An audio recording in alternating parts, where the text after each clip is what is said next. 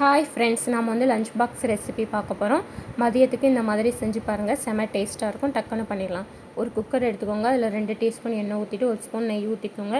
அதுக்கப்புறம் சோம்பு 1 ஸ்பூன் போட்டுக்கோங்க. சோம்பு நல்லா பொரிஞ்சதுக்கப்புறமா 3 வெங்காயம் குட்டி குட்டியாக நல்லா கட் பண்ணி போட்டுக்கோங்க. அதை நல்லா போட்டு அதை நல்லா பொன்னிறமாக வர வரைக்கும் வதக்கிக்கோங்க. அதுக்கப்புறம் அதோட பச்சை மிளகாய் ஒரு 4 2ஆக கீறி போட்டுக்கோங்க. அதையும் நல்லா சேர்த்து வதக்கிக்கோங்க. உங்களுக்கு எவ்வளோ காரம் தேவையோ அதுக்கேற்றாப்புல போட்டுக்கோங்க.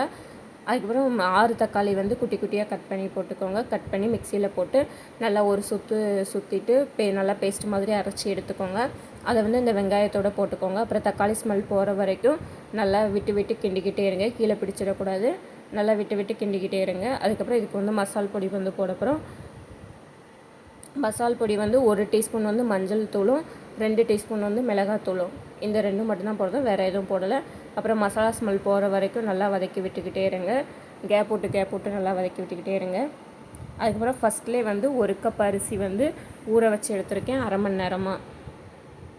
மணி நேரமாக ஊற வச்சு எடுத்துக்கோங்க. அதுக்கப்புறம் இதோட சேர்த்துக்கோங்க. தக்காளியோட அரிசியை சேர்த்துட்டு 1 கப் அரிசிக்கு 2 கப் அரிசி தண்ணி ஊற்றிக்கோங்க. நான் மிக்ஸி சாரில் அந்த இதில் இருக்கும்ல அதிலே சேர்த்து ஊற்றிட்டு, அதனால் 2 கப் தண்ணி ஊற்றிக்கோங்க.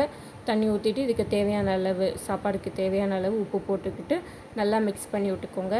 அதுக்கப்புறம் நல்லா கொதிக்க விடுங்க. நல்லா கொதிக்க விட்டுட்டு மேலே அரிசி வர வரைக்கும் வந்ததுக்கப்புறமா குக்கர் விசில் அடிக்கிறதுக்கு விடுங்க. ஒரு 3 விசில் விட்டு எடுத்திங்கன்னா சாதம் ரெடி ஆயிரும். செம்ம டேஸ்ட்டாக இருக்கும். சாப்பிட்டு பாருங்கள்.